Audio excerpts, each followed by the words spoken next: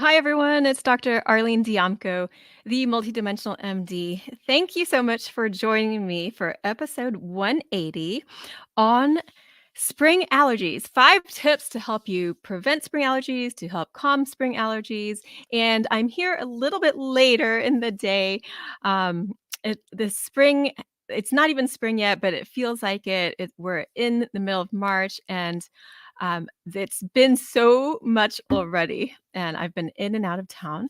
And once I got back into town, I just noticed how everything was starting to green up, and the buds were starting to come out and flowers were starting to bloom. And with that comes spring allergies, because in Georgia, I noticed actually the air is a little bit thicker. And I looked up, and tree pollens are in the medium high right now, so right in the middle. And so you might be feeling that, like you might be feeling like a little bit more congested, or maybe you're sneezing more. And some of that is normal. It's your body just trying to clear your airways. But you could be feeling like more head congestion, or your head's hurting, your eyes are itching, your nose is watering. So if you are like that, then this episode is for you. There's so much we could go over, but I'll go over 5 tips to help you reduce, prevent, and calm spring allergies, because my mission is to help bring the intuitive aspects back to medicine in practical and tangible ways, so that you can access greater healing and experience more peace, love, and joy in your everyday lives. So here it is.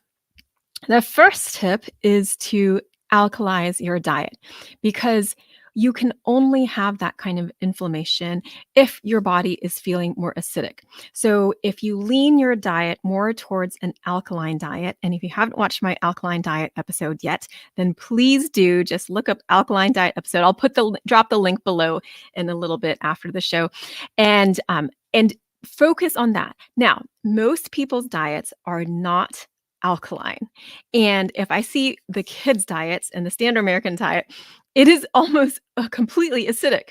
The ideal diet is about 80% alkaline forming foods and 20% acidic forming foods. So it's not that you can't have anything that's acidic to the body, but to lean towards alkaline. And in doing so, it's much more difficult to get infections, to catch colds, to have allergies, because that means your body is not inflamed. So, in other words, it's much easier to stay balanced and healthy. So, to sum up the alkaline diet, it is mostly a vegetarian diet, but 20% of that can be animal products. So, in the 80% are mostly vegetables, some fruits, 3 to 1 above ground veggies, especially leafy veggies, to the root veggies. So we are minimizing how many carbs we have, especially the processed ones.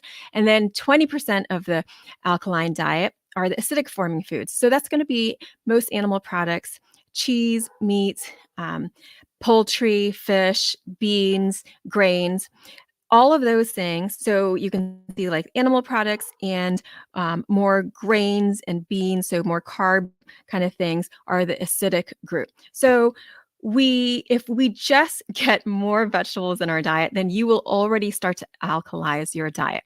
And a simple thing that you can do every morning is to just squeeze a lemon into some warm water. If you want to add a splash of apple cider vinegar, you can. It helps to soften that bile in the liver and gallbladder.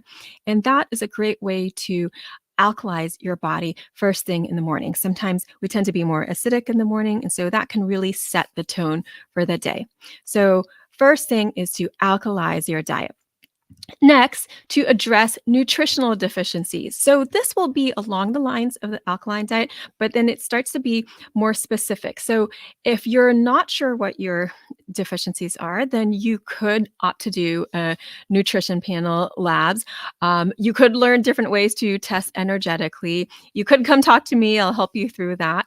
And I did go through some skin signs of nutritional deficiencies. So if you're getting rashy, then you might think of needing more zinc, and getting that through nuts and seeds and chia seeds. And that will be a little bit of organ meat if you eat any animal products. So to address nutritional deficiencies that have to do with allergies.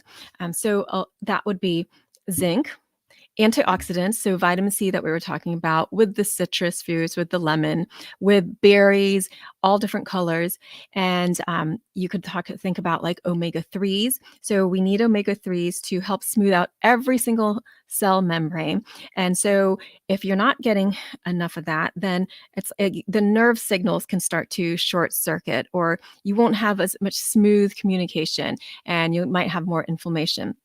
So antioxidants, minerals, B vitamins, um, omega 3s, and talking about omega 3s, if you want to help your body absorb more omega 3s, then you could drink passion flower tea. So passion flower is is that beautiful flower. Had talked about it in the nervine teas, and it can help with the absorption of fats. So say you feel like you're already eating some good fats, getting some source of omega 3s, but you don't feel like you're assimilating it well, then that could be an issue. So to help your body assimilate good fats, and a little bit of passion flower tea every day. So passion flower is a great nervine, talked about last time with nervine teas. Another tea that I mentioned last time with the nervine teas is nettle tea. Nettle is like a superfood. It grows wild like spinach, but it can sting you, so you don't pick it without gloves. But you can also get dried nettle, and it makes a really earthy tea, and it's a way to drink your nutrition. So say you aren't getting enough greens in your diet, then adding a really nutritious tea like nettle can help to replenish those nutrients in your diet. And nettle is also known to be helpful for allergies, and part of it is because it's so nutritious. It's such a great superfood. So to review, alkalize your diet, address nutritional deficiencies. So we have to go back to basics here, because everyone goes straight to antihistamines, or a lot of people do. That's what the medical establishment has taught us to do, is to go straight towards antihistamines without addressing like foundational health issues. Number 3, so along the same lines of these foods and nourishment, are to add probiotic foods into your diet. So probiotic foods include yogurt, whether it's a vegan yogurt or a cow's milk yogurt, whatever you can do. If you're having spring allergies, and some people cannot tolerate as much cow's milk, or they have a threshold for how much cow's milk that they can tolerate. So I'll leave that up to you. But if you're unsure, then I would say go ahead and choose a vegan yogurt.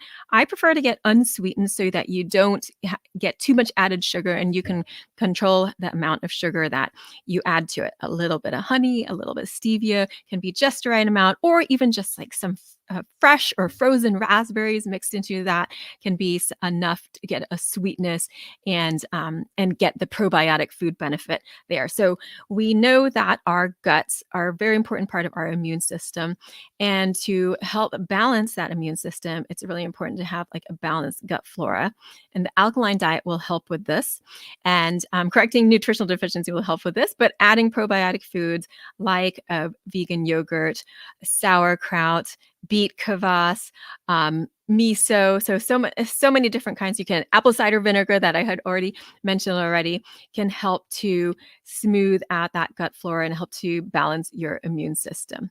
So number 4, which not many people realize, is to smooth out or calm the fight or flight response.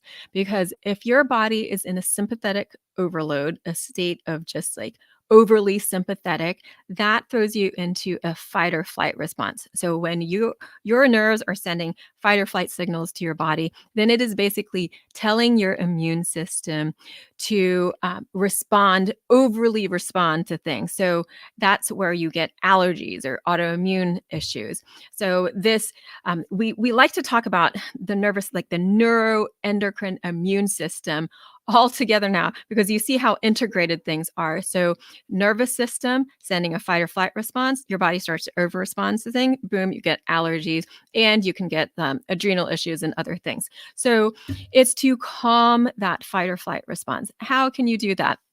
Well, it depends on what you need in your life. Are you getting enough sleep? If not, Rest more. Are you getting it proper nourishment? If not, nourish yourself more. Are you doing anything fun in your life that is helping you rejuvenate? Then, if not, then see if you can do that.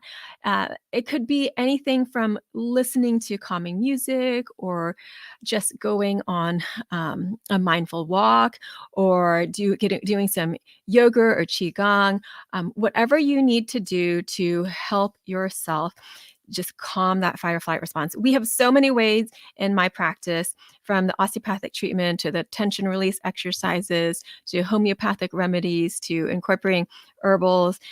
But it really depends on what's easiest for you. Talking to somebody, going out to lunch with a friend, or just nourishing your relationships as well. And it can be people relationships, it can be animal relationships, it can be plant friends too. So there are so many ways that we can connect with the world, and that's really important for smoothing out that fight or flight response. Getting out in nature to help us ground, putting your back up against a tree, walking barefoot in places that are safe, all of those things can help to bring down that fight or flight response. And if you need more ways, or you need something really specific for you, then I am happy to come up with a plan just for you. And I like to keep homework very simple and easy and fun, because it helps you really get the most out of living. So you're living more fully and feeling more like yourself. And that's everything that I talk about with, if you get to know your true self, your essence, then that feels really good. And that is calming to your nervous system. So, number 5 here is to get some slow, mindful movement to integrate the body. Because when the brain and body are not integrated, both sides of the brain need to be integrated, your mind and your body need to be integrated. When it's not, then you're going to get that nervous system imbalance, so neuroendocrine immune system imbalance. And simple things like yin yoga, qigong, tai chi, going for a mindful walk, noticing what you see, what you hear. Hear the birds chirping, you see the colors in the sky, the colors in the trees. You can feel the way your feet move along the ground. You can feel your breath moving in and out as you walk along. And you might notice certain scents. So doing that 5 sense meditation as you're walking will help you reconnect with your body and help your mind body start to integrate. If you wanted to get more of those cross lateral movements, so you can incorporate this with any yoga, with a qigong or tai chi. Anything that crosses the midline will help right left sides of the brain integrate. And you wouldn't think that that would be helpful with allergies, but another way to look at allergies is something that you're having difficulty processing. And when you're having difficulty processing something, chances are that there is a traffic jam in the brain, or there's not smooth crossing and communication between right and left sides of the brain. So this is a way that we actually help people to process their stress patterns. And allergies are a type of stress pattern. So it's a completely different way of looking at it. It's not something that just happened to you, unless it was something that you were born with. But if it's something that you developed in your life, then it's a stress pattern that got developed. And somehow, maybe there was an emotional priming with it. Maybe it was springtime. Corinne Casey and I had talked about this in a podcast before, and how her son had developed spring allergies. And I think her dad had passed in the spring, and then since then she noticed that he had spring allergies, but she didn't put it together until we started talking about it. But you can have this priming to a certain time of the year where you start to have like seasonal allergies, because it reminds you of a stressful time, a sad time, a difficult time, another year. And that can be enough to prime that sympathetic response, that fight or flight response. And so then your neuroendocrine immune axis is disrupted somewhat until you're able to process that pattern, and then to integrate it so it smooths it out. It's like a wave coming through you, but if you're not able to process it, it sort of like gets stuck in the middle of the wave and isn't able to like process smoothly and come back to a more feel good neutral baseline. So those are a handful of ideas to get you started on ways to calm seasonal allergies. There's so much more to it.